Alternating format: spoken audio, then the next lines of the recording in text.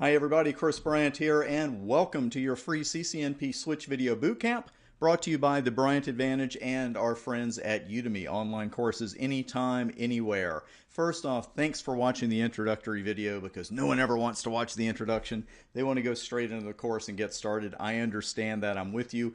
We're just going to take a minute or two here to take a look at what you're going to get in this course, and we're going to start though with what you don't get. Don't worry, you're going to like this.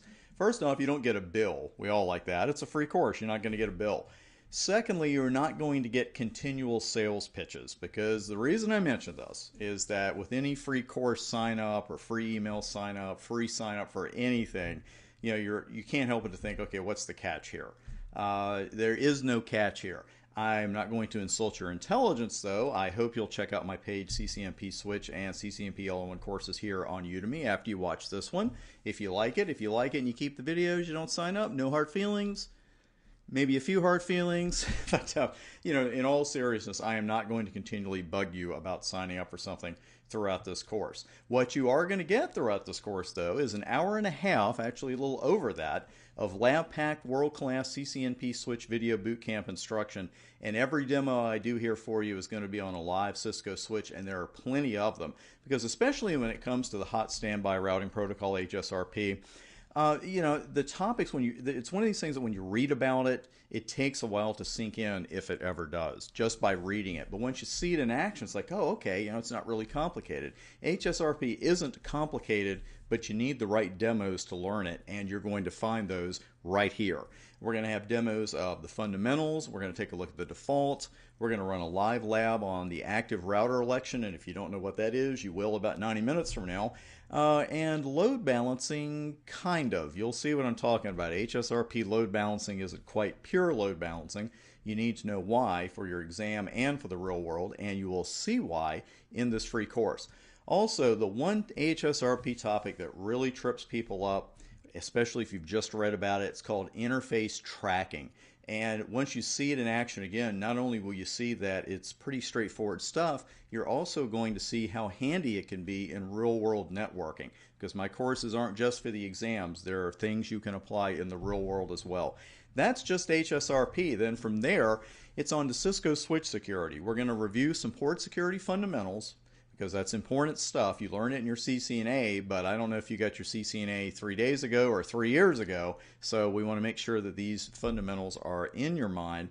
We're also going to set some max address limits, do some sticky addressing, and go over a mode that's really misunderstood, but you will not misunderstand it once you're done with this course, and that is the error disabled recovery mode. That wraps up the introduction. I appreciate you taking a couple of minutes to watch it. I'm Chris Bryant, and on behalf of the Bryant Advantage and Udemy, welcome to this course. Let's get started.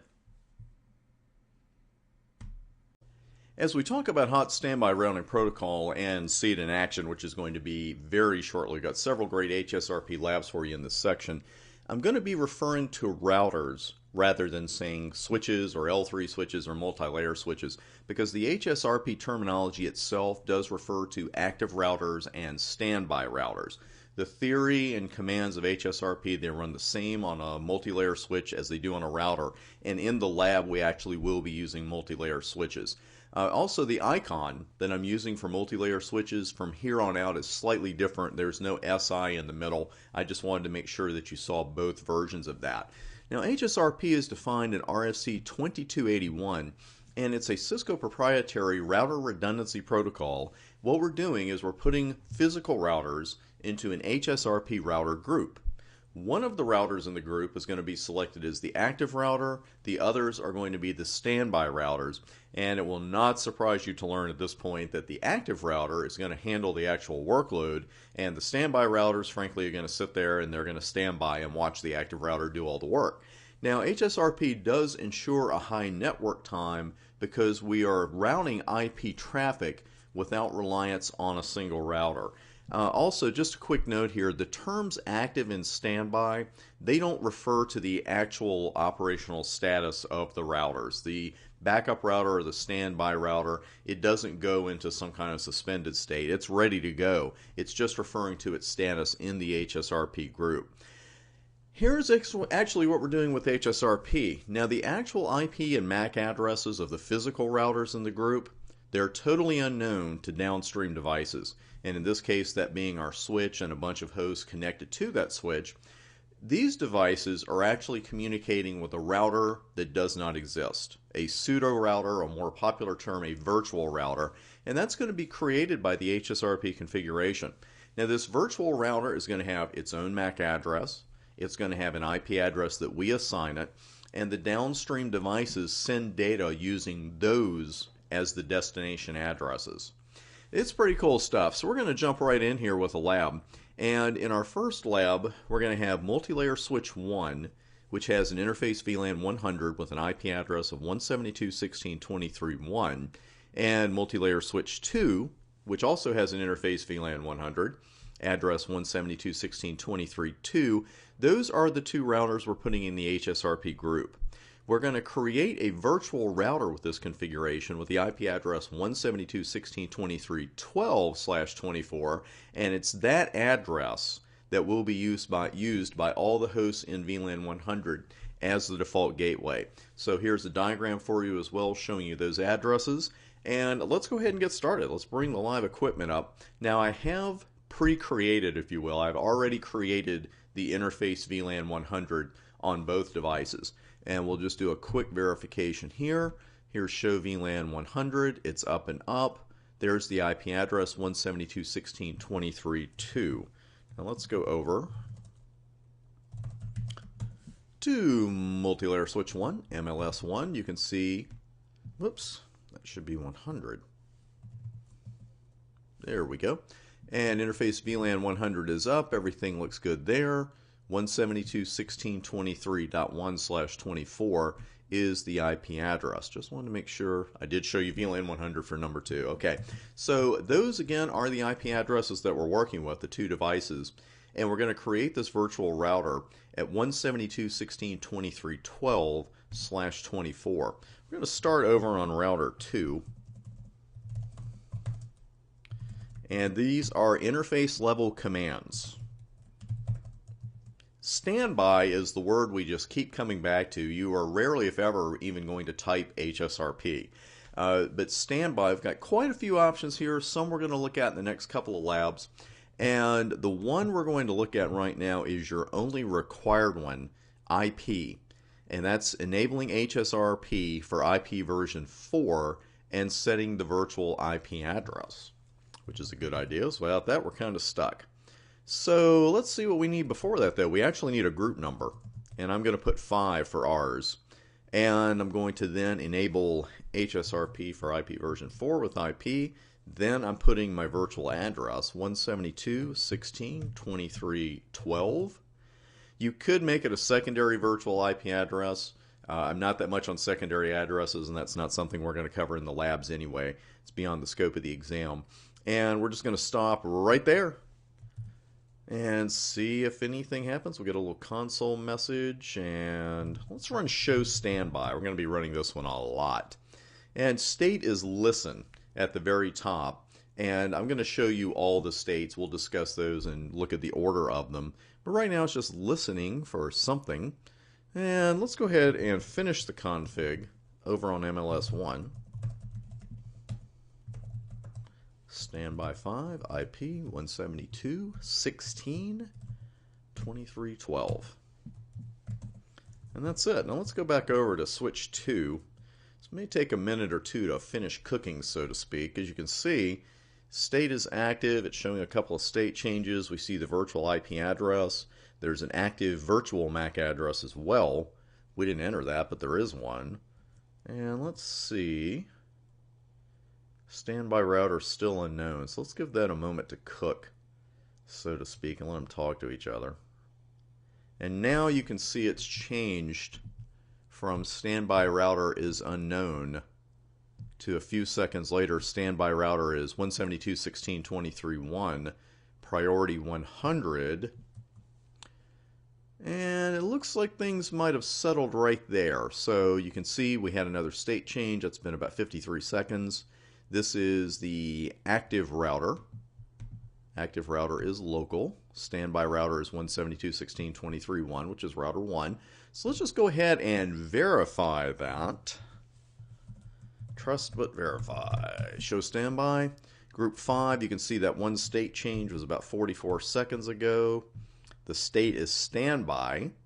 There's the same virtual IP MAC address. We expect that. There's the same virtual MAC address. Something called preemption is disabled. You see the active router, 172.16.23.2. We see its priority, and there's the standby router is local and the priority of the local router. So far, so good. That's exactly what we expected to see. What we saw on switch 1 verified what we saw on switch 2. And let's go down. We've seen all this on the board. One thing I did want to show you here, you cannot assign an IP address from the multi-layer switch as the IP address for the virtual router. And here on this line, I tried that. Standby 5 IP 172.16.23.1. The router told me address cannot equal interface IP address. I'm the one who added, so don't try it.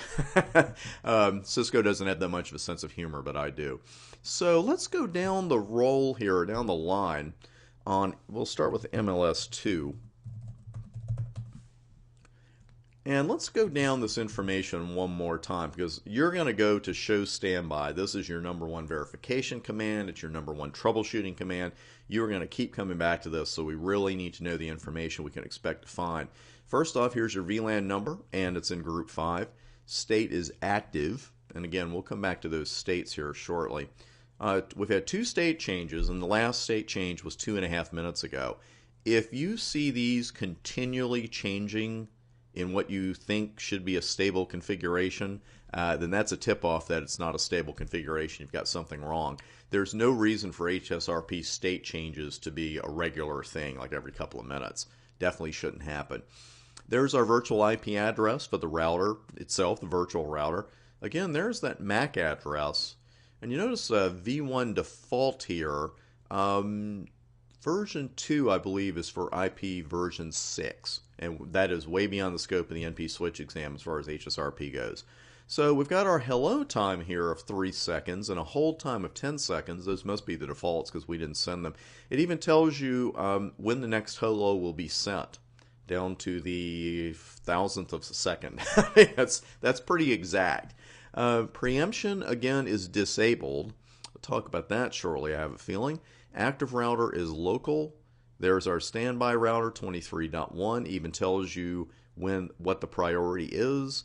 Tells you the priority of the local device. And then finally the group name, not something we get into a lot, but that is the default name, and you'll notice the group number is at the end of the default name. So a treasure trove of HSRP information in there. Tells you the states, the IP addresses of the standby, tells you whether you're the active or not. A lot of great stuff. If we go back over to switch 1, and let's get a fresh show standby there. We have the same fields, just of course the information is a little bit different. You can see the last state change was almost 4 minutes ago. State is standby. There's that virtual IP. Let's talk about that virtual MAC address, though. We know where the IP address came from. We're the ones that entered it. That's the one required command you have. Well, where did that MAC address come from? This is derived from the well-known MAC address that's reserved for HSRP. So most of that address was predetermined. Almost all of it, actually, 00000C 07 AC, all of that is predetermined. The 05 here, that's the only part that isn't predetermined. Now that is the group number, and I know you're saying, hey, no kidding, but it's the group number in hex. So you need to brush up on your hexadecimal before you take the switch exam, because that could creep in. And of course, if you saw AC0A here, the group number would actually be 10. If you didn't know that, you do need to brush up on your hex. Nothing wrong with that. Just a quick story here. It was a long time before I even started running courses like this. And it had been a very, very, very long time since I saw hex on any certification exam, anything. And the day I took the CCIE lab, there was some hex at the very beginning of it. And if you couldn't solve this, then you couldn't do the rest of the lab. so I had to wait until some brain cells came back there after a few minutes. There was a moment of panic, but you don't want that panic on your exam. So just take a few minutes to brush up on your hacks before you take the switch exam, and you will be fine. But that is exactly where the MAC address comes from. And here's our current network. MLS2 is the active switch. MLS1 is the standby switch. Our virtual router 172.16.23.12. That also concludes our first lab. What we're going to do next is talk about that election process and how to change the results if we're not real crazy about it. We'll do that in a lab at the beginning of the very next video. See you there.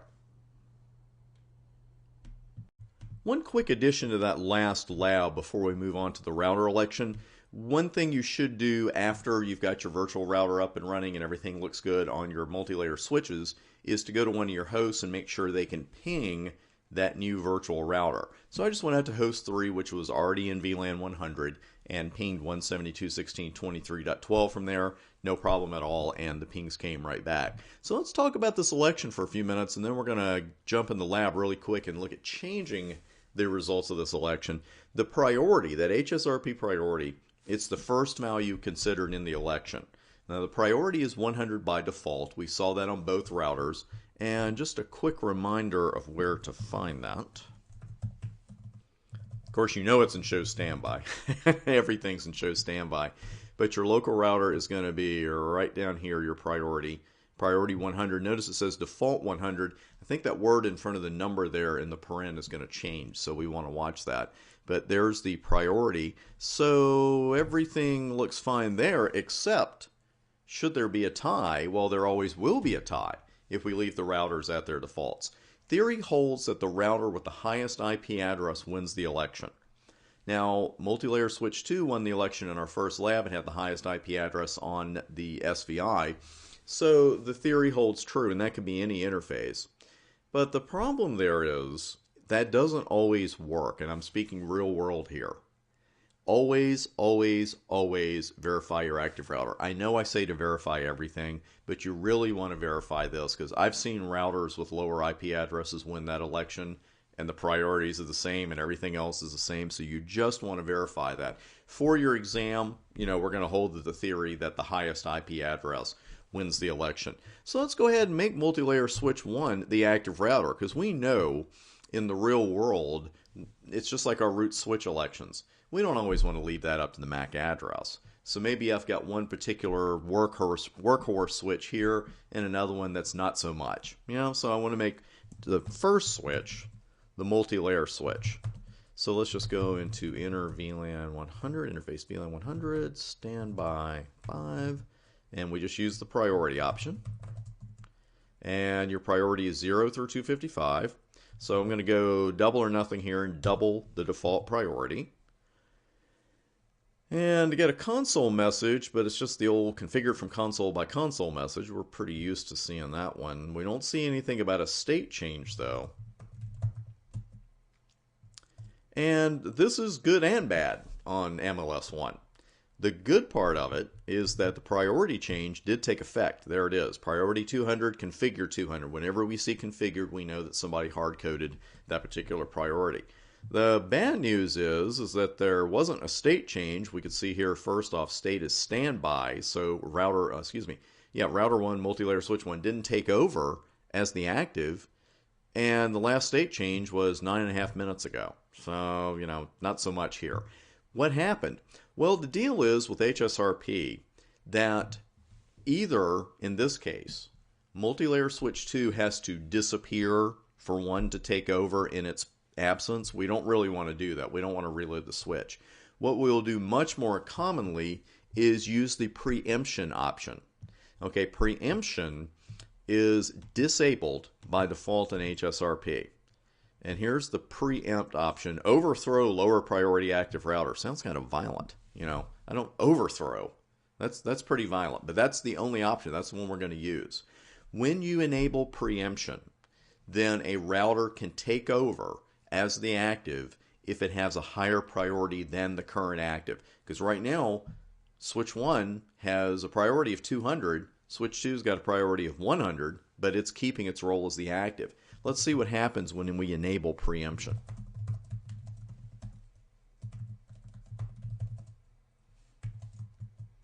And you just put preempt, and that's it. And in a very short period of time, and I'll move this over so you can see it, I know that timestamp is long, the state change, HSRP 5 state change, VLAN 100, Group 5 state standby to active. So it sounds like it did exactly what we wanted it to do, and it did, because now this is the active router. This is the active router, 2 state changes. It just changed 17 seconds ago. All the IP address and hello time and all that stuff stays the same, but preemption is enabled. Active router is local, and here's the standby router 23.2 with a priority of 100. Remember, the priority it mentions here is the priority of the local router. So it did exactly what we wanted it to do, but that's the key. It's not enough just to go in there after the election and raise the priority of the switch you want to be the active router. That's not enough. You've either got to reload the active router, which we generally don't want to do, or just enable preemption. There is one option here too. I'm going to show you this. There are some options there for preempt. Because those of you who've seen, and you might still see an iOS version where this happens, you used to be able to set preempt at the end of the priority command. And I don't think you can do that anymore, period, but you might bump into an older iOS that does let you do that. I do want to show you these options, though. You can delay the preemption.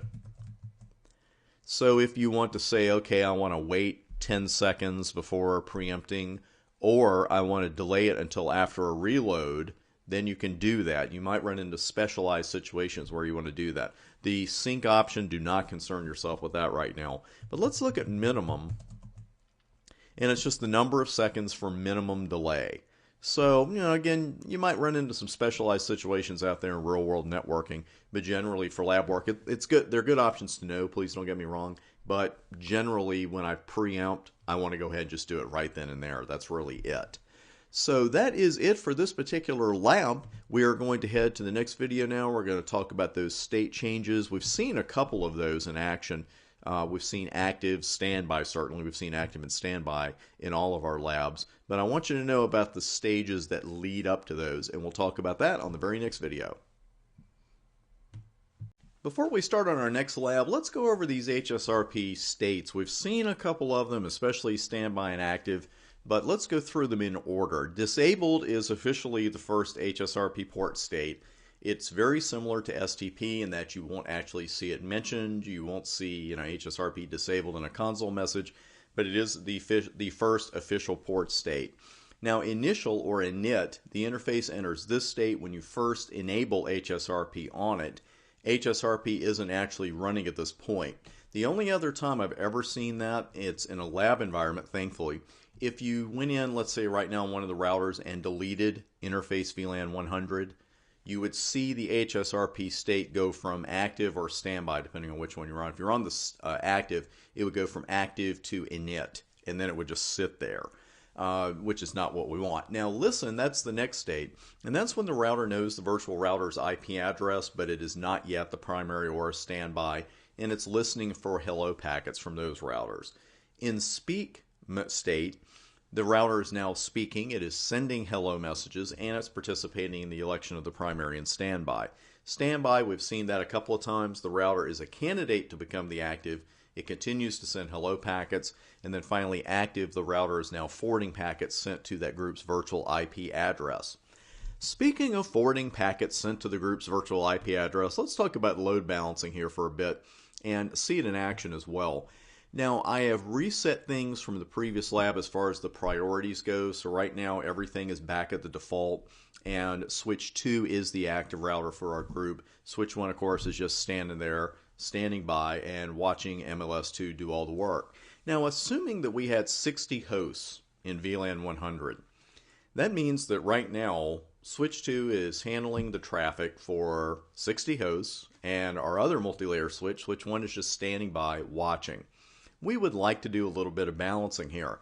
Now, this balancing is going to be a little bit different because it does require a little bit of cooperation from the hosts.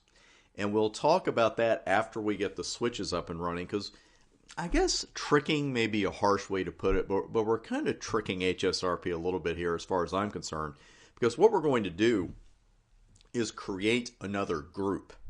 Right now, HSRP Group 5, it has Switch 2 as the active router, and that group is using 172.16.23.12 to represent its virtual router. What we're going to do now is create Group 10 with the same two routers. There's nothing illegal about that yet. We'll find out in a minute, I guess. Making sure that one is the active, Switch 1 is the active, and that group will use another address, 172.16.23.21, for its virtual router. So this is what we want to end up with, in essence. We want to split this load. It's not pure load balancing, of course, because we could have some hosts sending a lot more traffic. But the thing is, it's better than what we had. So in the end, we want Switch 2 to remain the active for Group 5, but be the standby for Group 10. We want the inverse, really, for Switch 1. We want Switch 1 to be the active for Group 10, but the standby for Group 5. Okay, so we're already halfway there because we know that Switch 2 is the active for Group 5. And let me move that up. And we can just verify right here, of course, before we start a lab. Show standby, VLAN 100, Group 5. State is active. So let's go ahead and create another group. And we're going to start that over on Switch 1. And we just go right back under VLAN 100. But this time, of course, we're using standby 10. That's our new group. 172.16.23.21. That's going to be the IP of the virtual. Standby 10. We're going to go ahead and double the priority again. And we're going to let this one preempt. And that's all we need there. We need even less over on MLS2. Move that. And let's try that again. VLAN 100. Just came right back. Standby 10. IP 172.16.23.21. And that's it. So we're going to let that cook for a minute here and see how it goes. Actually, let's go over to 1 and see what it's saying already with show standby. And when you run show standby there by itself, it's going to give you the info on all the groups. And you can see that it's still the standby for Group 5. But Switch 1 is now the active for Group 10. Now it says standby router is unknown, so it's not done yet. But let's go ahead and run it again now. And you can see that we get exactly what we wanted. Group 10, Switch 1 is active. There's the IP address. There's the MAC address. Notice the 0A at the end of it. Remember I told you a Group 10 would be 0A there because it's hex. There you go. Preemption's enabled. Active router is local. Standby router is 172.16.23.2. So that's exactly what we wanted. Let's go over to Switch 2 just for fun. And we can see that in Group 5, this switch is the active router. Active router is local. Standby is 23.1. And for Group 10, the story is a little bit different. Group 10. Let's try that again. Group 10. And we've got active router is switch 1, 23.1. And the standby router is local. So that's all there is to load balancing. Again, it's not absolutely perfect, but it's really, really good. And here is essentially what we have now. We're going to test this in a moment. Because remember I said something about the hosts? We're not quite done with our load balancing until we give about half of our hosts one of the virtual router IP addresses for a default gateway. Then we give the other half of the hosts the other virtual router's IP address as a default gateway. That's the way you got to split it up. So you can see here, just using two hosts, we've got host 2 with its default gateway pointing to 172.16.23.21, and that's the path it's going to take. And then host 3 has a different default gateway. It has the other virtual router's IP address 23.12 set as the default. So let's go ahead and send some pings there and just make absolutely sure. Let's see if we can get that up there to stay this time. And we've got 2. We're going to head out to router 2. and do a 172.16.23.21. No problem there with it pinging its virtual, its default gateway, which is a virtual router IP address. Now host 3, we're going to ping the other one. And all is well. So that's really the key, is that you just have to remember that you're not quite done with your load balancing when you get that second virtual router up and running. You are done with it when you go to your hosts and you change some of their default gateways, half of them pointing to one, half of them pointing to another, and you're all set. That is it for load balancing. Now next up, we've got something called interface tracking. It is an absolutely fantastic feature you're very liable to run into in the real world, and you're definitely going to see it on your exam. So let's head to the next video and we'll run that lab. HSRP interface tracking. This is a great little feature, and what it does, it enables HSRP to monitor an interface that you and I as the network admins specify, and the status of that interface will dynamically change the HSRP priority for a specified router for better or for worse, and let's find out which one that's going to be. When that tracked interface's line protocol goes down, the HSRP priority of the router is decremented. Of course, a fancy way of saying it goes down. Now, this can lead to another HSRP router in the group becoming the active, but that other router must have preemption enabled. Now, in this diagram, I have not indicated or not put the virtual router in there. We know it's in there, and we're actually going to configure that, because I've got these IP addresses, the interface VLAN 100, but that's it. So we're doing everything else from scratch in this lab. And what we're going to do is set MLS 2 up with a priority of 105. It should, of course, become the active because it's going to have a higher priority than 1, which we're going to leave at the default priority of 100. Well, as a result, then 2 will handle all the traffic sent to the server behind MLS 1 and 2 here. You can tell it's a very important server because I put a giant bag of money next to it. Well, there's nothing really wrong with that, but there is a single point of failure, and it might not be the one you're thinking about that could cause some trouble.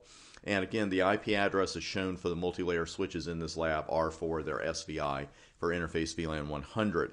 The problem here is that if fast Ethernet 3 on switch 2 fails, the hosts in VLAN 100 can't get to the money bag server or whatever server we've got back there.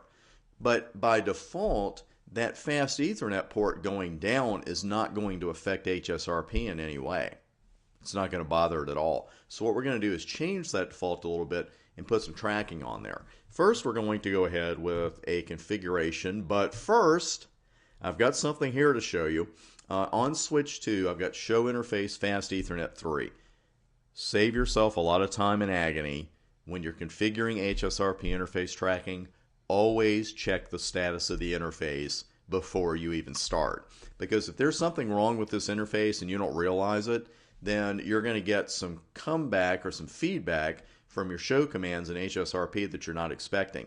And you end up troubleshooting your HSRP config because that's the last thing you did when the actual problem was the interface you were tracking was down already. Not that that ever happened to me. I just heard it, from a guy, so I'm sharing it with you. Okay, I'm lying. It did happen to me. Not here, but I did learn that lesson the hard way. Let's go ahead and get started with our basic config. We'll go with standby group 1 this time. 12. I try to put 12 in there. 16, 23, 12. And we're going to set the priority to 105 there, and that's going to be it.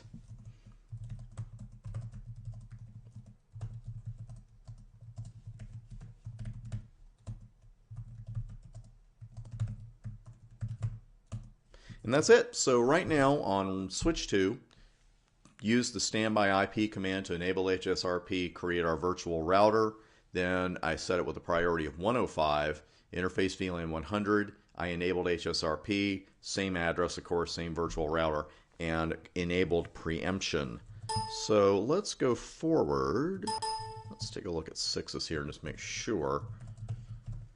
At switch 2, and you can see you've got a couple things, all of which we really expect to see. There's VLAN 100 group 1 state is active, preemption disabled by default, active router is the local, standby router is 23.1, and there's priority 105, and of course it says configured 105 because we put that in there. Let's go back to switch 1 for a moment.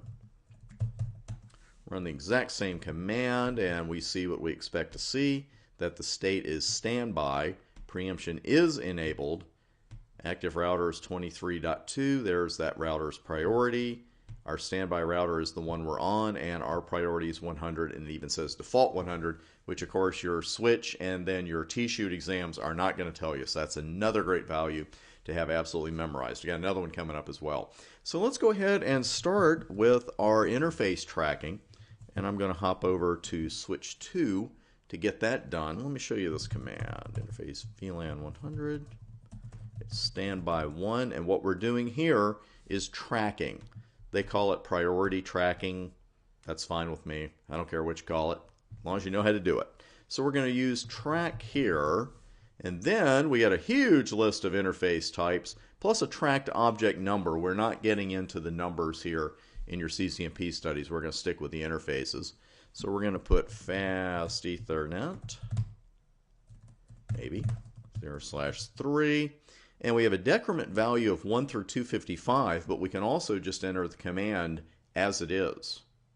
So what could be that decrement value? That default is 10. That's another really good value to have memorized. So everything being equal right now with what we've put in, switch 2 has a priority of 105, switch 1 a priority of 100. So if we decrement switch 2 by 10 and we have preemption enabled on the router we want to take over in case this interface goes down, then we should be set. So let's go ahead and go with that default. Then we're going to go to that interface and we're going to bring the line protocol down because we're going to shut the interface. And we get all kinds of messages right away. One that we haven't seen before, notice the top line, the top log message, I'd say the console message, tracking 5 state, 1 interface fast 03, line protocol up to down. Then all kinds of other things happen. Right after that tracking message, there's the one we hadn't seen before. Here's your HSRP state change message. We went from active to speak immediately. Then we get the usual messages we expect to see when we shut an interface down, change state to administratively down, line protocol change state to down, and this all happened in about a 3-second period. Then 12 seconds after we shut that interface down, the local interface has gone from speak to standby, the local switch I should say. So let's do show standby and we'll see the aftermath of what we did. You can see that priority 95 configured 105, so something made it go down, and certainly we know what it is. And here it is, right in show standby. Track interface fast Ethernet 0/3, state is now down, and it decremented by 10, and we see also the state is standby. Let's go over to switch 1. Pretty much know what we're going to see here, but we're going to run it anyway. And you can see now it is the active router is local, standby router is 23.2, which is .2, and it even shows you now that switch 2's priority is 95. So that's pretty cool. Now, the obvious question is, what do we have to do as network admins when switch 2's interface comes back up? You know, is the cutover going to happen immediately? Do we have to do something else? What do we got to do? Well, there's only one way to find out, by golly, and let's do that. We're going to reopen that interface. And let's see what our console messages are this time around. Okay, we've got a tracking state message in there. So the interface went down physically right after we did that with a no shut. And then here's your tracking state. It's already detected the line protocol's gone up. It even gives you the direction. Can't beat that. Down to up. So then we get the usual interface change state to up. Then the line protocol went up. What aren't we seeing here? We aren't seeing a message about this router becoming the active. It didn't even change any states. It just noticed, hey, I'm tracking this interface and it's gone up. But nothing else happened. Is that a problem with the log messages, you think? Console messages? Let's take a look. Well, the active router is still 23.1 and we're still the standby router even though the priority went up correctly. So tracking seems to be working fine. And here it even says track interface fast Ethernet 0/3, state is up, decrement is 10. What is going on here? Why isn't switch 2 taking over as the active? The answer is right in front of you. Preemption disabled. If we want this router to take back over as the active when that interface that we're tracking comes back up, and we probably do, then we have to enable preemption here as well. Always watch preemption. There's a reason I'm hitting you over the head with it.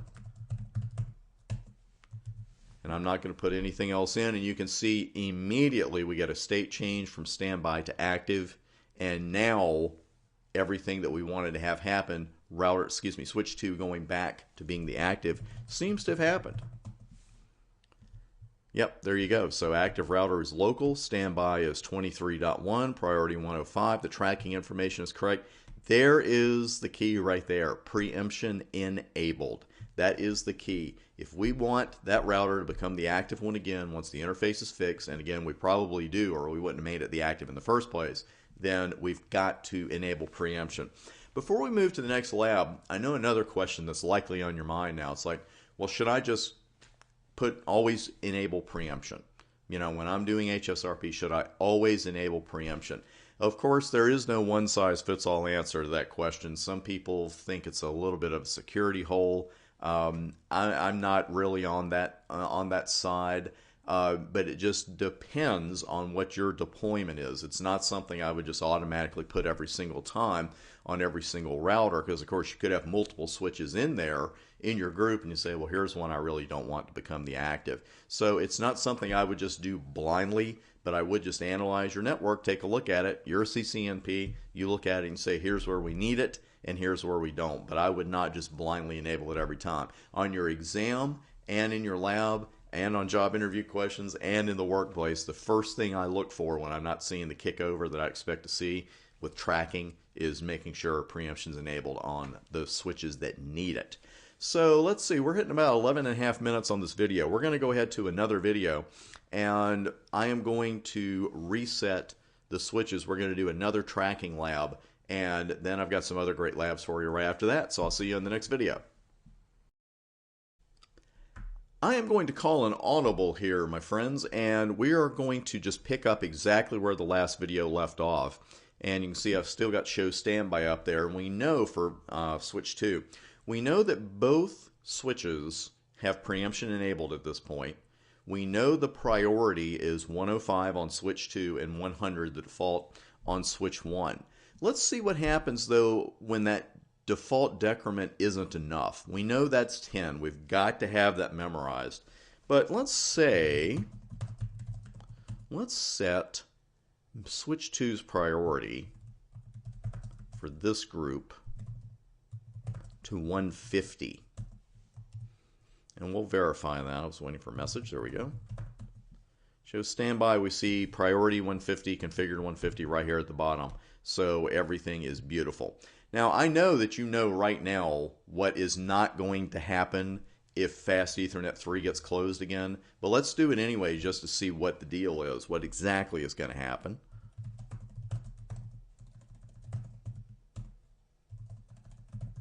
And we'll shut her down. And we immediately get the tracking state message, you know, hey, I'm tracking this interface, Fast Ethernet 3, the line protocol has gone from up to down. Then we get the usual messages, the system console message, the port's gone administratively down, and then of course if the physical state is down, we know the line protocol doesn't have long to go, but nothing else is happening. We're not seeing any state changes, router 1, switch 1 doesn't seem to have taken over. So what's the problem? Well, we know it's that decrement. Let's go ahead and run show standby. And we can see that the decrement took place. You know, there's priority 140, configured 150. Well, if we're using the default decrement, though, that's 10. And 150 minus 10 is definitely not lower than 100, and that's what we need for router 1 to take over. So in this case, if the priority is set to 150, the decrement needs to be at least 51, right?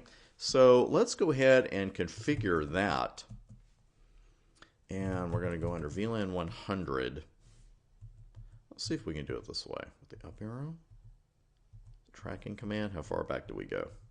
There we go. So now we're going to use that decrement value we saw earlier, because we can set this from 1 to 255. It's just that we took the default of 10 earlier. So what we'll do here is set it to 51.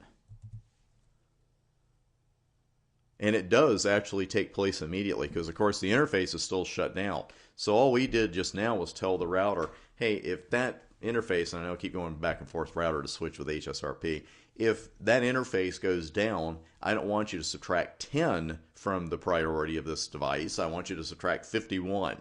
So that's the difference right now, and you can see it took effect immediately. And we'll run show standby. And we see right here at the bottom, here's priority 99, configured 150, track interface, fast Ethernet 3, the state is down, and the decrement is 51.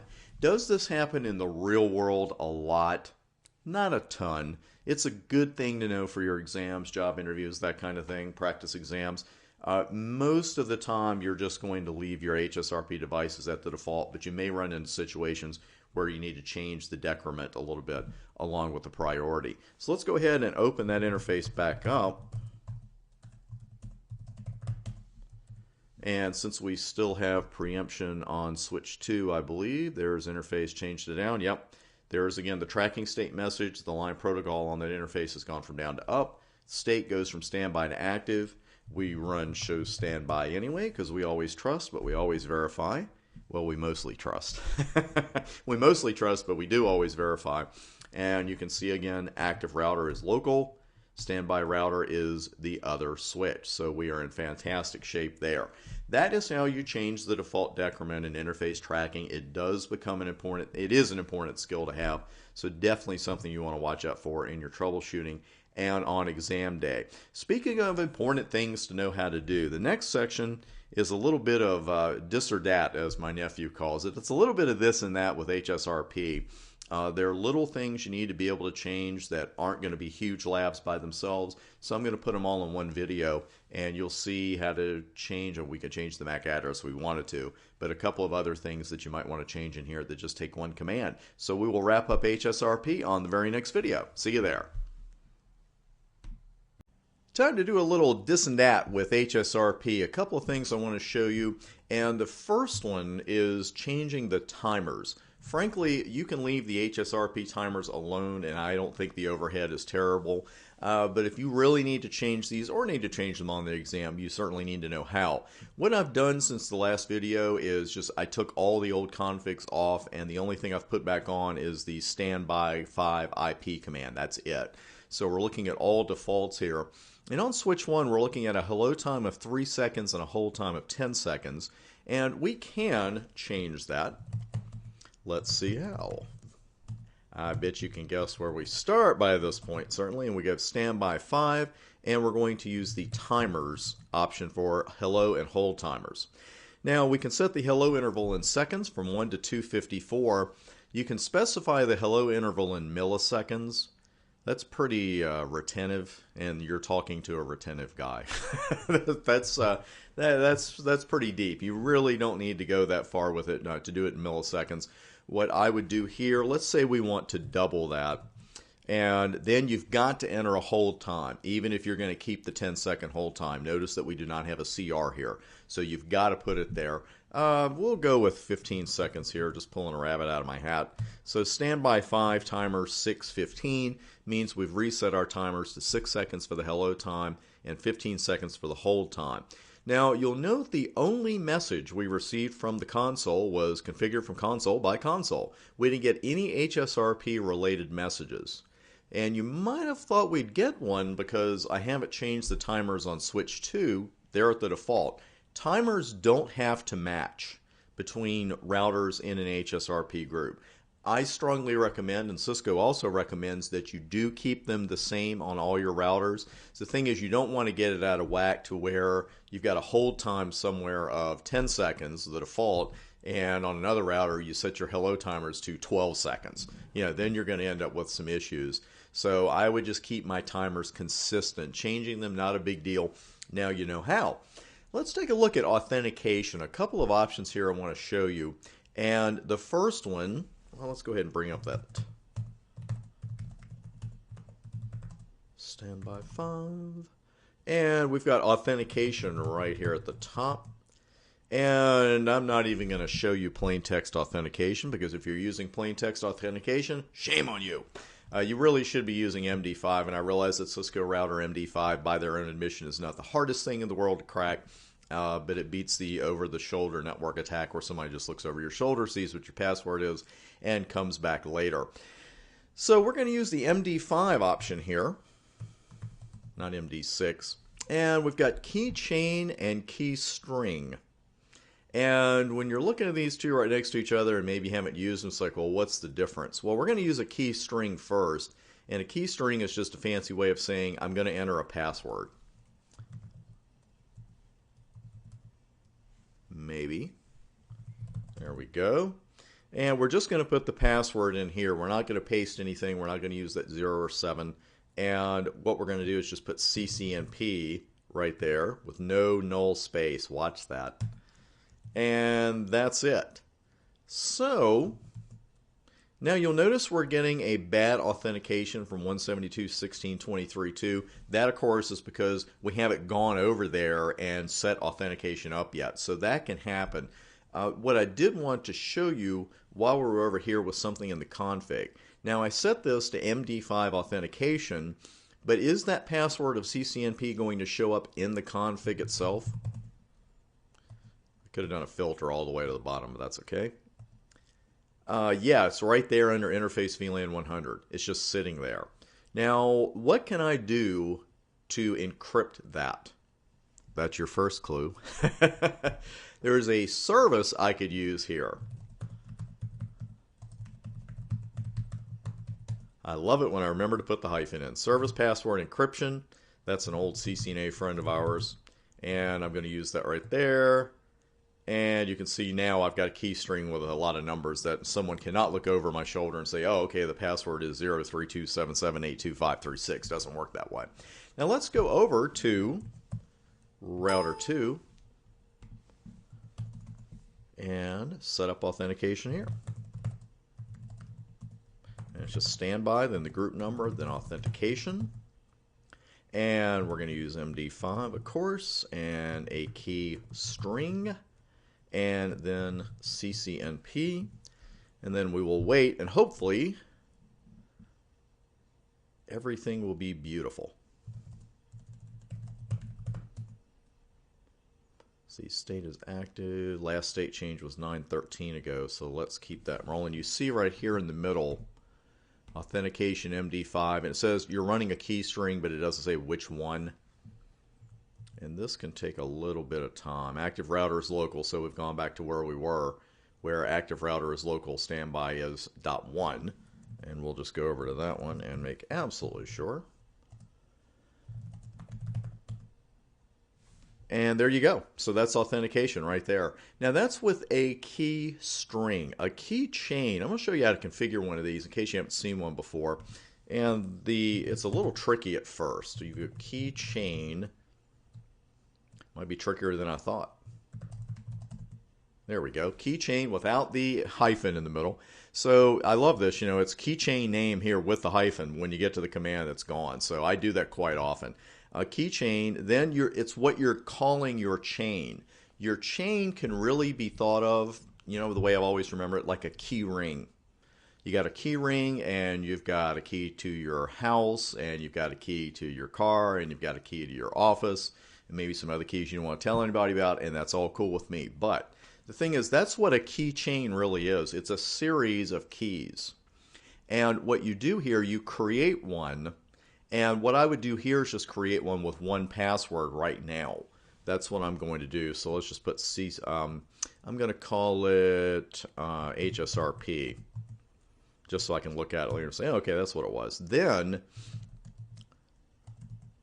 you have to give it a key. Your first key is given a key number. So I'm just going to say, okay, key 1 is CCNP. Now, I do have some other options here. You see accept lifetime and send lifetime. That's another reason you get into keychains, because I know, especially when you start using, it's like, man, this is ridiculously complicated. Why don't I just use a password and I'll change the password if I ever want to? You can do that, but if you want to for other features, so you're going to use keychains for security features, you're going to use them, I believe, over in the routing course, the MP routing course as well, for other features. And what you'll want to do sometimes is say, okay, this key is good from this Monday to this Thursday, and then that's it. So, or you could do the send lifetime, how often you can, the valid range when you can be sent.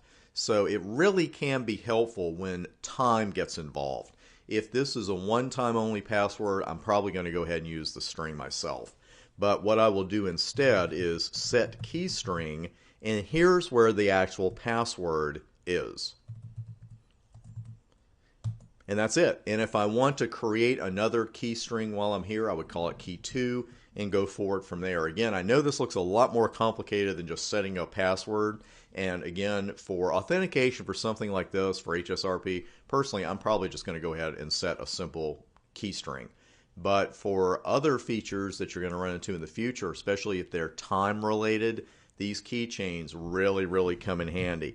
Then what you would need to do is learn how to spell exit. Then what you would need to do is go under here. If you were using that keychain,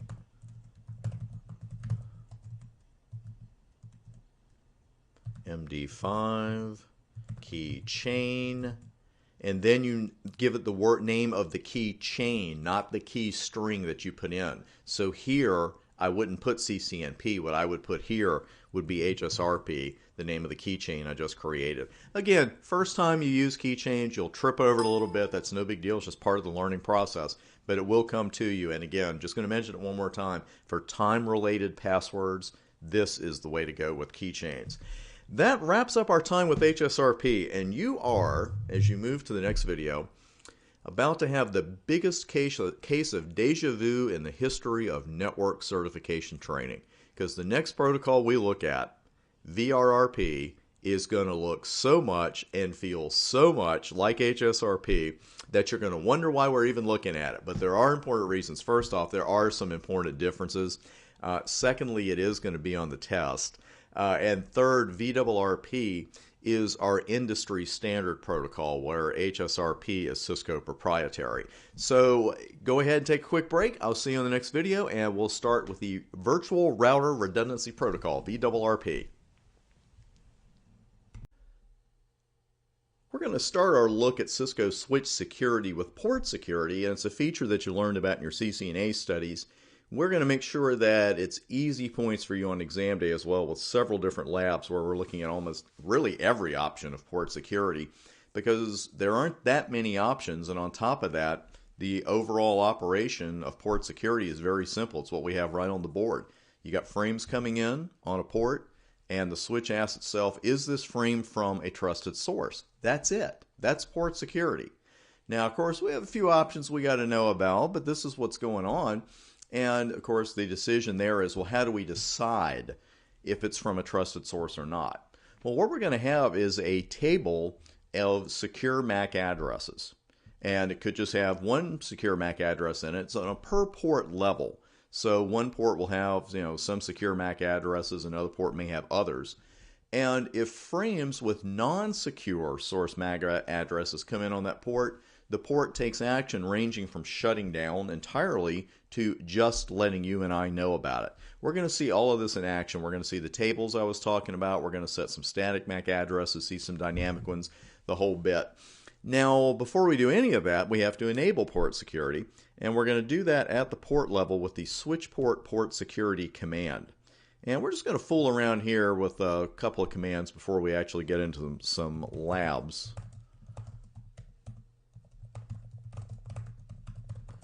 With switch port security, we have a couple of options there: aging, MAC address, maximum, and violation. We're going to see all of those in action. But switch port security by itself is also a legal command. And what it does is actually enables this function or feature on the port. So then, of course, you press enter. Oh, and you get rejected. Well, you get rejected here because it says fast Ethernet 0/1 is a dynamic port. Okay, what do you want for my life? What's that got to do with it? The problem here is that you can only enable port security on a port that has absolutely no chance of becoming a trunk. Not that it's trunking now, that it can't possibly become a trunk port in the future. And we know what that means. We got to make it an access port. Because we could look at the switch, and I believe right now we don't even have any trunks. We have 0 trunks on the switch, but I still have to make that port an access port. So let's go ahead and make that happen.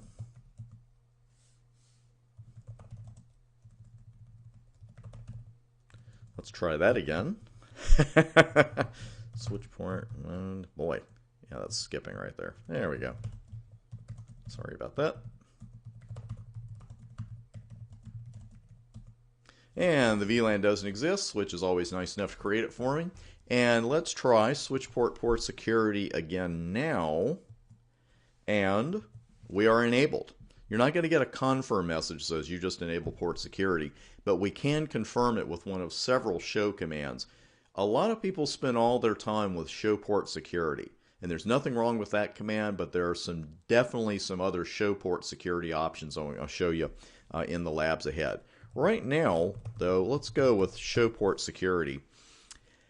And going from left to right here, secure port, then it's got the number of maximum secure addresses, then the current secure addresses, then security violation and security action. And the key here is, really want to point this out, a lot of people, I should say a lot of people, some people, their eyes go straight to that shutdown, and they say, oh, well, you know, the port is shut down. The port is not shut down. Here, the situation is, this command is just telling you what the security action will be if there is a security violation. But we haven't had any security violations, so far we're good to go. I have a feeling that just might change in the labs ahead, but we're going to stick with that for right now. So let's see, we've got show port security. I'll go ahead and show you a couple of others here, a little advanced work. Here's show port security address. And we can see that it shows you what VLAN it is, the MAC address, the type, the ports, and remaining age in minutes. And we have a dash there, which means probably it's been disabled. Also note that the bottom of both of the outputs, show port security address and show port security, total addresses in system excluding 1 MAC per port, and then max addresses limit in system excluding 1 MAC per port, 6,144. That's a lot of secure addresses. So we're going to come back and see these tables in action as we proceed through some labs. Just want to give you a little feel for the show commands right now. And we have one more I want to show you. It's show port security interface, followed then of course by the interface type. And going from top to bottom, you can see port security is enabled, port status secure and up, which is a great combination. Violation mode is shut down. That is the default. You likely remember that from your NA studies. Aging time of 0 minutes, absolute. Aging type, absolute. We'll go over those when we change the aging types. Maximum MAC addresses of 1, total MAC addresses of 1. Configured MAC addresses then is 0. Sticky MAC addresses, we've got a lot of address types here, 0. What I like about this command, it shows you the last source MAC address that came in and the VLAN number of it. That's pretty cool. And it also shows you the security violation count. Again, just want to show you those now, and we'll see them in action during our labs as well. Let's go ahead, go back to the port. Switch port security, and look at our options here. And we're actually going to start with maximum, max secure addresses. And you can see the range is 1 through 6,144. And if you're laughing, it's okay. The first time I saw that many max addresses on one port, I kind of laughed too. And the default is 1. Obviously, you can't set it to 0, because if you did, you'd be disabling it. And the key here again, the default is 1. I would not recommend putting 6,144 maximum addresses on a port, but that's the only reason. That's the reason we have the maximum command. Simply, what is the maximum number of secure MAC addresses we can have on this particular port. Now with MAC age, let's look at violation right now. Violation, this is the action that's going to be taken if there is a security violation. The default is shut down. I believe we saw that in show port security interface. I saw it right here next to violation mode. Zing, there it is. That's shut down. Our other two choices are protect and restrict. And we've been around Cisco certification exams long enough to know that if we have some options like that, we better really know the difference. We're definitely coming back to those, but I want to show you these right now. The default port security, again, it's shut down, and it does exactly what it says it's going to do. The port is placed into error disabled state. Very important that you know that. It's error disabled. Manual intervention is needed by default to reopen that port. So what happens there is you and I, as the network admins, have to fix the problem first and then do a shut no shut on the port. And with shutdown mode, an SNMP trap message is also generated. Now I know you may think it sounds silly when I say we have to fix the problem first and then do a shut no shut on the port. Well, if you do the shut no shut first, it's going to be fine until the error happens again, which will probably just take a few seconds. Protect mode, it just drops the offending frames and no other action is taken. Our middle ground security mode is restrict, and the non-secure frames are dropped. There's an SNMP trap notification and a syslog message generated, but the port remains open. So if you want that port to remain open, but you want these other notifications, you need to go with restrict, but definitely I would know what all three of those modes do. So let's see, we've taken a look at violation and maximum. Let's take a look at MAC address here. Okay, so we've got Triple H, I like it, 48-bit MAC address. So we can put a MAC address in there if we want, apparently. And then we have something called sticky. Ew.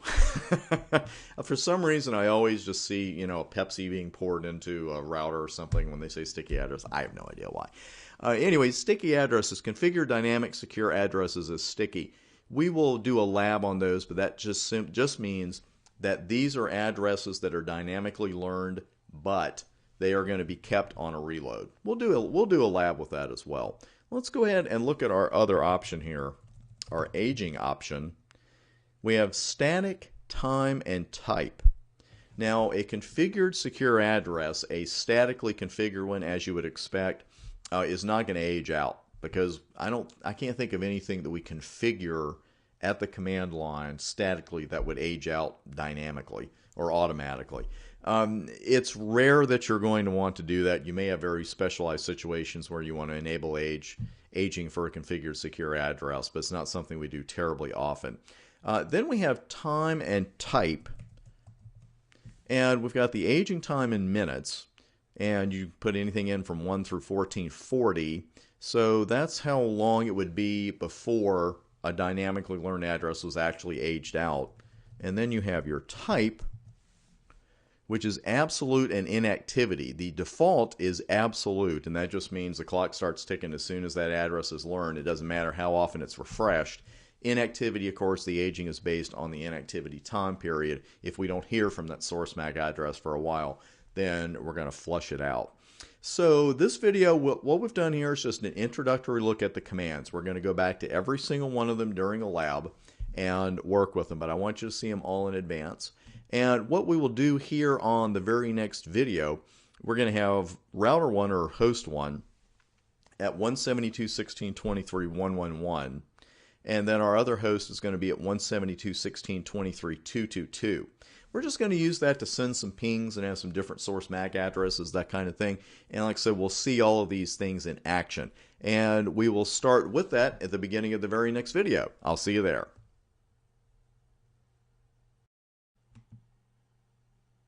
I did want to clarify on the diagram that Fast Ethernet 0/1 is the interface leading to host 1 and Fast Ethernet 0/2 is the one leading to host 2.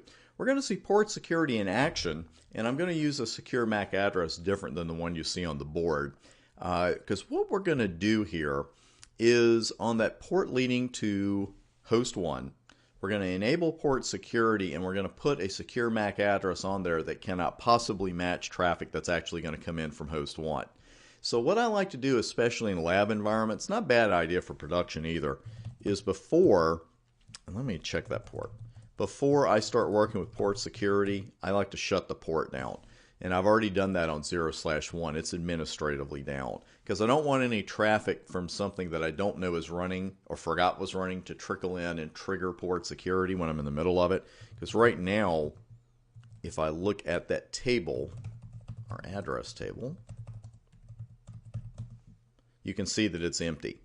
So right now I've got port 1 shut, so it can't possibly learn anything. And let's go ahead to fast 01, and we'll do a switch port security. That's to enable it. Then we can use our up arrow. And let's look at our options again. We've got aging, MAC address, maximum, and violation. Right now we're going to work with MAC address.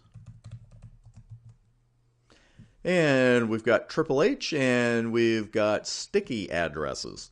So right now we're going to work with the regular MAC address type. We've got a lab with sticky addresses coming up later.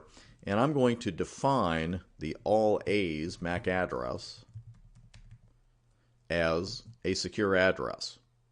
So far so good, and really that's all there is to it outside, of course, testing it. But let's look around at show port security commands before we do that. And you can see here's our secure port 0/1, one maximum secure address. The current count is 1 because it's counting the static one we put in. There haven't been any security violations yet, and a security action is at our default of shutdown. So let's look at address. And there's the VLAN 100, which by the way I've put both hosts into during the break. And there's the secure MAC address we've configured. And notice it even says type secure configured. That means that we statically entered it. Here are the ports that we're considering that address to be secure on, and our aging is disabled right now, so that's why we have a dash there. It's disabled by default. So let's run show port security. Let's use our up arrow there. And we're going to take it to the interface level. Very important difference I want to show you here. We see that port security is enabled, which is a good thing because we just enabled it. Port status secure down. I want you to take note of what this says when the port is administratively down, which it is right now, as opposed to what it's going to say if and when port security shuts it down. Everything else pretty much exactly what we'd expect. And here's the last source address it saw. That was during, and that's actually the source MAC address of the interface on host 1. So it's holding that because I did something with that during the break and some frames came in on it. But we have a security violation count of 0.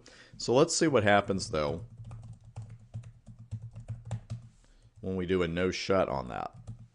And I'll save that. I'll go on over to 1 and send some pings now that the interface is up. And it may have already gotten some traffic, but we'll see how that goes. And let's see what we get here on switch 1. We send some pings from host 1. And we're getting something. And we're getting some more. And you know what? None of that looks good. Not one little bit of it.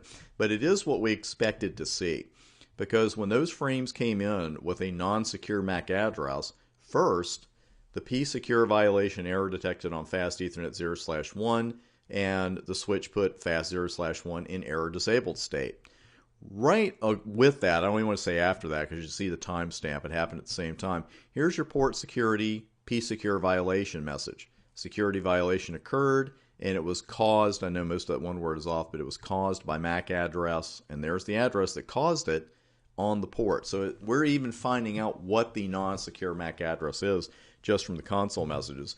Then we see the usual suspects as far as the line protocol and the interface going physically down. So let's start doing our show commands, because let's just say you walked in on the middle of this, or the exam or job interview or anything just plops you right in the middle of it, didn't show you these console messages like, okay, tell me what's going on. Well, first off, we could just look at the interface. We don't have to use a port security command to get some important information here. Now, we get a ton of info, but what we're really interested in is at the top here, the interface is physically down, logically down, and it's error disabled. That is the big important part right there. So now let's revisit our show port security commands. We'll start with show port security. And now the important difference from what we saw earlier, of course, security violation count is 1. So show port security tells you there has been a security violation on there. It's not giving you much more information about it though. So let's do show port security address. And this really looks the same as it did before because this is just showing you your secure MAC address table. It's not going to show you violations, anything like that. Where we might get some more good information is here. And show port security interface fast 0/1. Port security is still enabled, and note the status. It is secure and shut down. Just because you see the word down next to port status, it doesn't mean that port security has shut the port down. It just meant that it was down. And we know why, because it was administratively down. Everything else, here's your security violation count. That's the big difference right there. And again, it's even showing you the last source address, VLAN 100. And there you go. So we know now what it looks like with 4 different show commands and the console messages when a port goes down due to the shutdown mode in port security. So now you and I as the network admins have to do 2 things. First off, we have to fix the problem. We should do that first.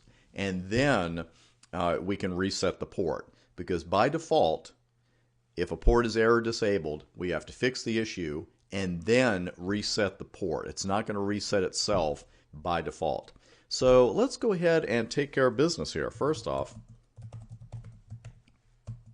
how would we resolve the issue? What do? We just take that static entry out. And there's no switch port. All I did was do a Control-A to move the cursor to the front and type the word no. Saves you a lot of typing. We can do a show port security address just to verify it's come out. And you can see now the table is empty. So now, this is interesting because what's going to happen when we reset the port? The port is going to have a maximum of 1 secure MAC address, but we have it statically configured in it. So that means that the very next source MAC address that comes in on a frame onto this port, that is going to be learned as the secure MAC address. That's the way it works. So let's go ahead and just do our shut no shut here. And we'll wait until everything comes administratively up as opposed to administratively down. And of course, we're going to check that interface before we go any further. And we can see now that we have gotten rid of the error disabled message. So that is a good thing. Now, let's see. I don't think that we've learned that address yet. So let's go over to 1. And we'll send those pings again. And we're sending some pings through that switch, so let's give it a few seconds here. We haven't seen any secure violations, port violations, anything like that so far. Is our interface still up? Should be. Yep, it's still up and up. And there is our dynamically learned MAC address, secure MAC address. You see the big difference here is that the type is secure dynamic. So for a source MAC address to be considered dynamically secure, there's got to be a difference between the number of maximum addresses the port can learn and the number that it's actually learned. So we see now that since we had the port set for 1 address to be learned and no static configurations, the very next address it learned, very next source MAC address, was going to be considered the secure one. So we're good there. Let's go ahead and just run show port security. And we can see that it has indeed learned 1 address. We just verified that by looking at the table. And more importantly, much more importantly, the security violation count is empty. So finally, you think I'd remember that after all these years. Interface fast 0/1. And we can see the combination we really like to see, that port security has indeed been enabled. We knew that part, but finally the port status is secure and up, and that is what we want. You can also see the security violation count is now at 0. The last source address VLAN is the same as it's been. So that is port security in action. That's our shutdown mode. And in the very next video, I think we're going to go over to switch to host 2 and work with that port a little bit, and you'll see some other real world scenarios in action. I'll see you on the very next vid. Just taking a look here at our secure MAC address table, and we're going to make this grow a little bit. We're going to work with fast Ethernet 0/2, the port leading to host 2, And we're going to configure some secure MAC addresses that we know aren't going to work, and we'll play with the maximum a little bit and see what happens. It's going to illustrate a point that I was describing in the last video as well. So let's go ahead and go to interface 0/2. First thing I'm going to do is shut it down because I don't want it learning anything while I'm in the middle of this config. So let's go ahead and enable port security to begin with. And now let's change the maximum here a little bit, see what that looks like. Like I said, I wouldn't go to 6,144 secure MAC addresses on a port. Let's set it for 3. And now I'm going to use the MAC address option again. And we'll go with the static one. And I'm going to try to make up another one on the fly here. Hey, it worked. So we've got 2 addresses defined, but we're allowing the port to have 3 secure MAC addresses. So the theory holds that the very next the very next MAC address it learns on that port will become a secure dynamically learned address. So we're going to test that theory out. And let's go ahead and look at our tables here again before we get started. Show port security. You can see the 2 configured addresses are already in there. And you can see they're labeled as secure configured, and you see the port numbers as well. And let's do a show port security interface fast02 while we're here. And again, it's secure and down for port status because the port is administratively down. 3 MAC addresses, 2 total, 2 configured, no sticky. It hasn't seen anything come in on the port, so you see a last source address of all zeros. And that's it. So let's go ahead and do a no shut there.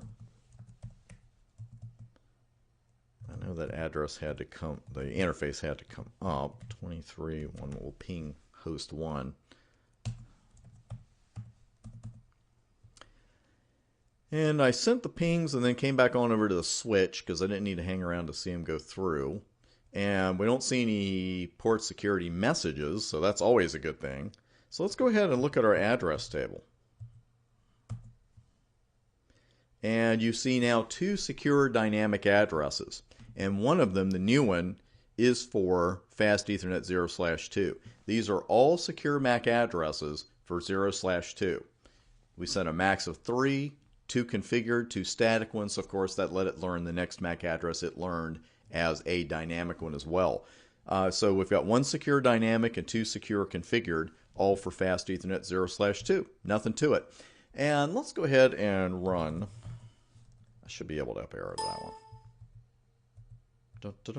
There we go. And that's it. And we see now that great combination, port security enabled, port status secure is up.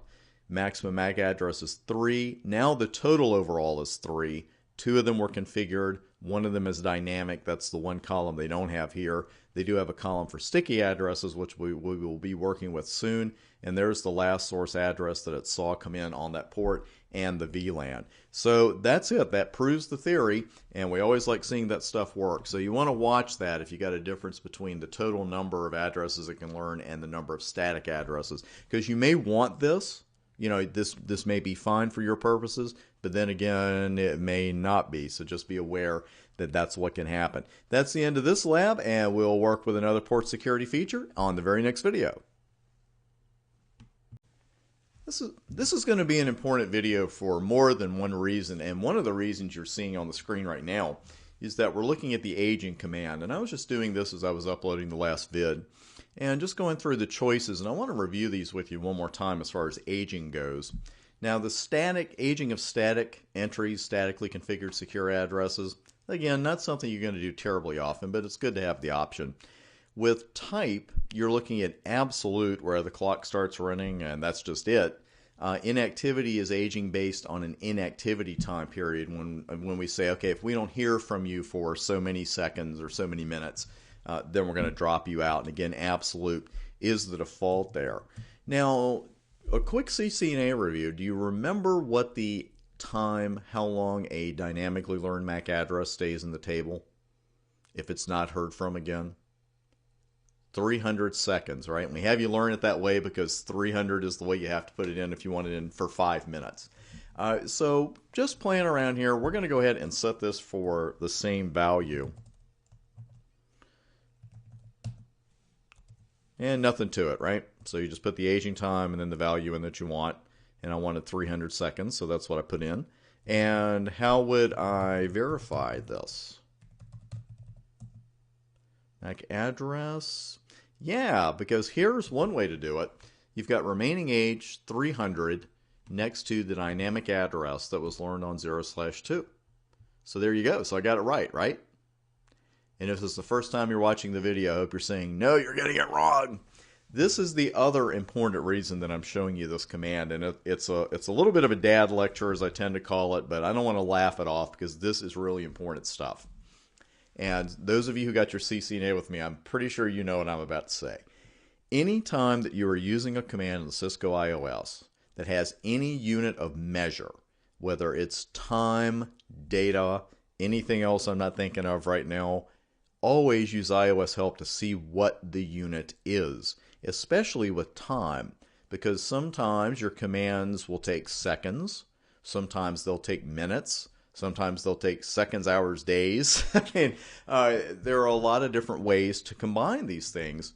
And if you think, you know, okay, I'm going to set this to 10 minutes, and you enter 10 in for the value, but it's being entered in seconds, then obviously you're not going to get the answer that you want. You're going to have a bad time. And you're going to miss an exam question too. We don't want that. The problem here, and let me just go right back to 02. The problem here is that with aging time, it's aging time in minutes. So if I wanted to set this to 300 seconds, I would not put 300 here, right? I would put 5 here. That's what I would need to do.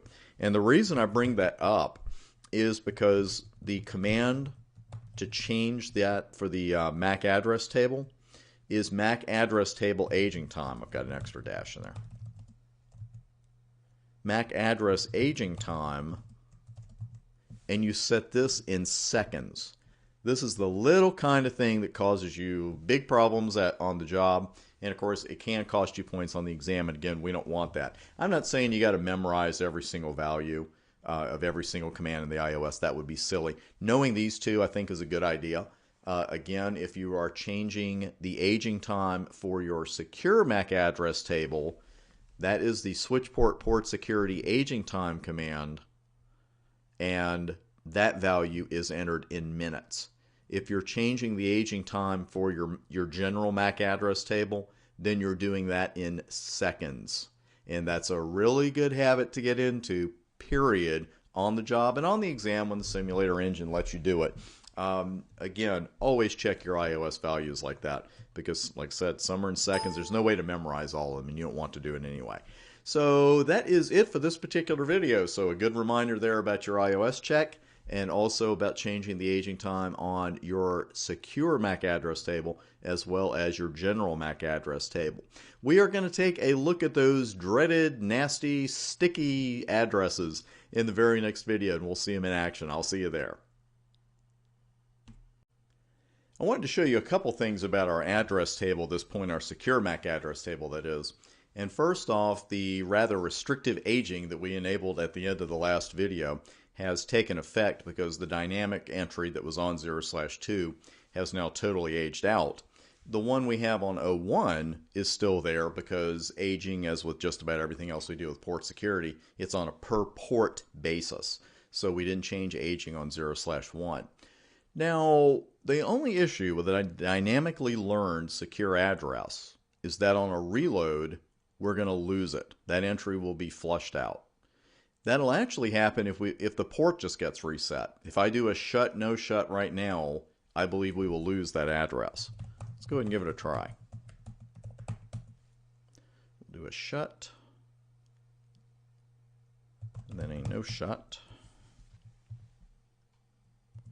for it. And you can see it's actually been removed, and I'll do that one more time. Now, of course, with one address, you could say, well, is it really that big a deal for the switch to have to relearn one dynamically learned address? I would say no, not really. But of course, we could have dozens of dynamically learned addresses, and maybe we want the switch just to come up and already have those if it's reloaded. Let's see if it's learned that again yet. Yep, there it is. So it didn't take long. We had some other traffic come in, and it was carrying that MAC address, and it's been listed as secure dynamic. But what if we want that to be kept even if the port goes down? What if we want it to be kept even if the switch is reloaded? That's where sticky addressing comes in. What you're doing with sticky addressing is these secure dynamic addresses are then written to the running config. So they're kept on a reload. You just do a yes when it says you want to save your work if you haven't done it yet. When you reload the switch, and it's going to save them. And when the switch comes back up, the addresses are already there. They don't have to be learned again. That's not a bad deal. So let's go ahead and enable that on that particular interface. And it's switch port security. What now? There's no sticky option. Where is it? It's in MAC address, and then sticky is at the end of that.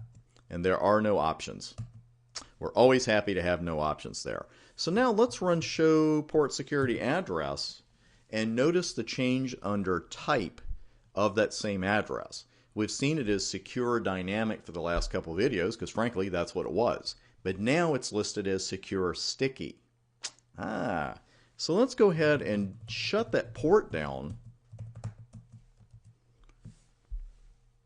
And usually that'll get rid of your dynamic addresses in a heartbeat.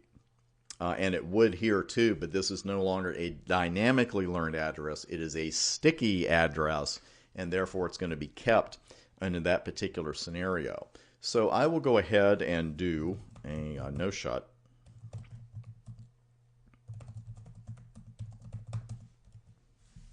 And it's going to say the exact same thing. But again, it's going to be kept on a port reset or even a switch reset. It's a pretty cool feature. Actually, what we will do, I am going to pause this video because this switch does take a few minutes to reload, but I'm going to go ahead and just reload the switch. And yeah, I want to save my changes. System config has been modified. It's going to ask you if you really want to proceed with the reload, and I said yes. So what I'll do is go ahead and just pause the video right now, and once the switch comes back up, I will unpause the video. I'll do a shut no shut on the video, and we'll see if those addresses are still there after that reload. And we're back. Just wanted to show you some of the stuff that we're going through here, and I did indeed reload. And you remember what POST stands for, right? What are those? Power on self-test, little test it runs before it really starts booting. So all our posts passed and everything. We got the warning about the cryptographic features, don't mess around, and some information there about the switch itself. And then finally, once we got through the intro messages, I ran show port security address, and there is the address. It's still listed as secure sticky. So some good stuff there. That's all a sticky address is. That's all there is to it. And on the very next video, we're going to go back to something about the error disabled ports. Because I'm sure you remember I put a little emphasis on by default, error disabled ports have to be manually reset. There is a way around that. It's not really a workaround because it is a Cisco feature. It's built into the switch about automatic recovery from an error disabled status. And I will show you all about that, and we'll test it on the next vid. See you there. We're going to see the error disable recovery mode in action, I hope, here in this particular video, in this particular lab. And the change that I've made here on Fast Ethernet 0/2, the only one really, you can see it's secured down next to port status, so you know that I have the port administratively shut down. But what I've done is changed the maximum MAC addresses to 2. We had it at 3, and we know that we have 2 statically configured ones for that interface. We've seen that in several of the past videos. And as a matter of fact, I'll just review it right here. We know we still have those 2 configured addresses from an earlier video. And since we set maximum MAC addresses to 2, now it can't learn one. So when that source address of 001B D4C20990 comes in, the port should go into error disabled mode, and we know what we have to do from there. But before we open that port and allow that to happen, we are going to put error disabled recovery into action. And we're going to do that with the error disable recovery command. And by the way, I know that there always seems to be a hyphen in error disabled, but in this command there actually isn't one. So we've got error disable recovery. Let's try that again. And we've got cause and interval. Notice that this is not a port level command. I think this is the first non-port level command we've really run into with port security. That's because this is not a pure port security command. As you're going to see in a moment, you can use it for just about anything that's going to that can put a port into error disable mode. So we've got error disable recovery. Let's go with cause first. And this is a lot of causes. That's a lot of causes, a lot of different ways that a port can go into error disable mode. They barely actually don't quite fit all on one screen.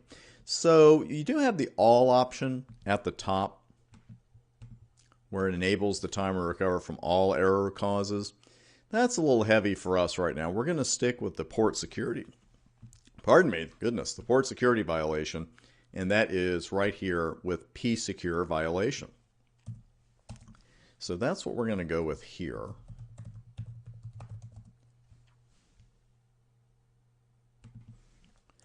And we're always happy to have no options. So really that's it. First you have to pick the cause. And let me show you, there is a show error disable recovery command. And this is going to show you whether it's been enabled or disabled for every single one of those reasons. And you can see the only one it's enabled for right now is our port security violation. The other important value we see at the bottom is the timer interval 300 seconds by default. We're not going to stick with that. It's also going to list the interfaces that will be enabled at the next timeout. And in this case, there aren't any because we don't have any that have actually been put into error disabled mode because of a port security violation. Let's call this command back up. And we're going to change that timer. Okay, interval. Got me.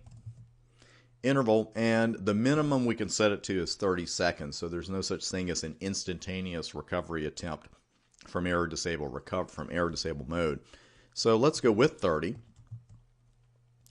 And no options, and so far so good. We'll go ahead and verify that before we open that port and make the port go into error disabled mode. And let's try that again because I came out of it too early. There we go. The timer interval's been set to 30 seconds. So we're all good there. Let's go ahead and open that port.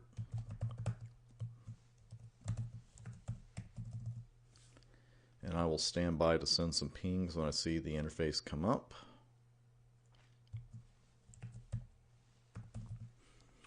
And let's give it a moment here and see if we end up in error disabled mode. And there we go. So we're seeing what we expect to see. We're seeing that because of a port security violation was detected and it's been put into error disabled mode. I'll go ahead and run the interface command. Actually, let's run show error discovery. And now you can see at the bottom that port is listed interfaces that will be enabled at the next time out, and time left is 11 seconds. Grab a swallow there, and now we're getting a message that we haven't seen before, and we'll see if this is successful. It looks good so far. And you can see it's an error recovery message attempting to recover from P-Secure violation error disable state on fast Ethernet 0/2. Then the interface comes up, and then the line protocol comes up. And now we're getting another port security message. And this is why I was hammering early. You know, we always have to fix the problem before we try to bring the port out of error disabled mode. And that's the problem right now, of course, is going to keep going into it as long as it keeps getting some kind of data from host 2. So it is not perfect. It's not going to fix the problem for us. But what we need to do here is just go ahead and make the maximum of 3 addresses, something like that. And then when it comes out of error disabled state, it will stay there. But I did want to show you that particular feature. So let's go ahead and try to get that fixed. We're going to do an interface fast 02 first and do a shut. So we don't have to keep running into that. And then we're going to do port security. Nice try. Max 3. And let's see if that works. let's see what happens here. Let's just sit back for the ride. I'll take a sip while you take one. So everything's come up so far. Let's check our address table. Actually, our error recovery table. Looks like everything's good.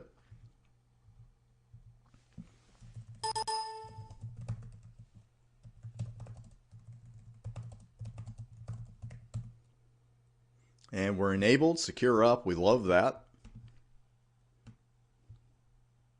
And you can see the maximum MAC addresses did take effect. And now we are showing 3 total MAC addresses. And even better, no security violation.